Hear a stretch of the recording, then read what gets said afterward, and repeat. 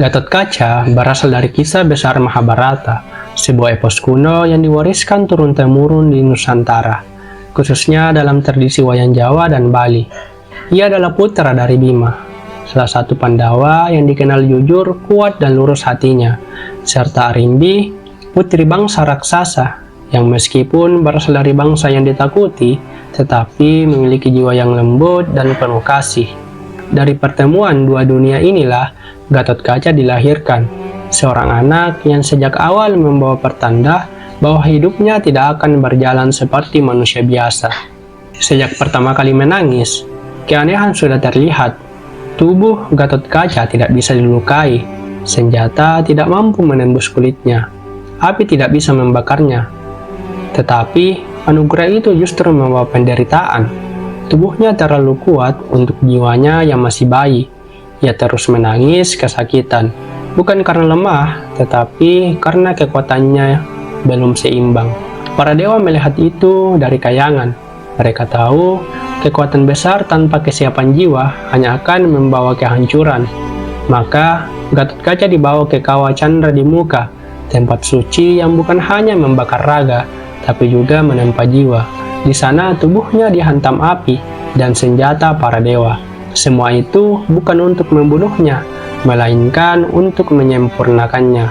Tempaan di Candra di Muka menjadi titik balik dalam hidup Gatot Kaca. Api tidak membunuhnya, tetapi justru mengubahnya. Tulangnya menjadi sekeras besi, ototnya menjadi sekuat baja, dan jiwanya ditempah menjadi tabah. Dari sinilah lahir legenda bahwa Gatot Kaca memiliki otot kawat dan tulang besi, serta mampu terbang bebas di angkasa. Namun, yang sering dilupakan, kekuatan itu datang bersama pemahaman pahit bahwa hidupnya tidak lagi sepenuhnya miliknya sendiri. Sejak keluar dari kawah, Gatot Kaca sadar bahwa dirinya telah dipilih untuk perang yang jauh lebih besar dari sekedar hidup tenang. Gatot Kaca tumbuh menjadi ksatria yang tenang dan rendah hati. Ia tidak sombong dengan kekuatannya. Ia tahu hidupnya bukan untuk dirinya sendiri. Kekuatannya adalah amanah untuk menjaga dan melindungi. Ia terbang bukan untuk meninggalkan manusia, tetapi agar bisa turun lebih cepat saat ada yang membutuhkan pertolongan. Saat perang Baratayuda pecah, Gatot Kaca berada di garis paling berbahaya. Ia terbang di atas medan perang, menghadang serangan musuh, dan melindungi pasukan Pandawa. Pada malam hari, ia menjadi mimpi buruk bagi Kurawa. Tidak ada senjata yang mampu menjatuhkannya. Banyak pasukan musuh gugur karena serangannya dari udara. Hingga akhirnya, Kurawa menyebut satu nama dengan penuh harap.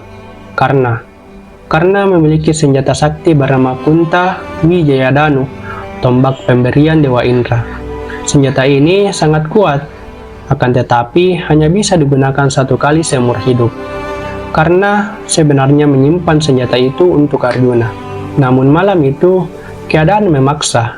Jika Gatot Kaca tidak dikalahkan, pasukan Kurawa akan hancur. Dengan hati berat, karena mengambil keputusan besar, ia mengorbankan senjata terakhirnya demi menghentikan Gatot Kaca. Di sisi lain, Gatot Kaca seolah sudah merasakan takdirnya. Ia tahu senjata itu akan dilepaskan, dan ia tahu jika ia gugur, Arjuna akan selamat. Maka Gatot Kaca tidak menghindar. Ia justru terbang lebih dekat ke medan perang, siap menerima apapun yang telah ditentukan. Karena melemparkan Kunta Wijayadanu, tombak itu melesat cepat menembus angkasa dan menghantam tubuh Gatot Kaca. Untuk pertama kalinya, tubuh yang tak terkalahkan itu roboh. Gatot Kaca jatuh dari langit. Tubuhnya menghantam pasukan Kurawa, dan banyak prajurit gugur bersamanya. Langit seakan terdiam, bumi pun sunyi.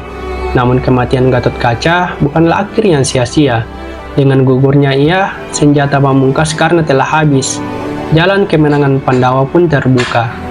Gatot Kaca tidak kalah, ia telah menuntaskan tugasnya. Hingga hari ini, Gatot Kaca dikenang bukan hanya sebagai ksatria terkuat, tetapi sebagai lambang pengorbanan.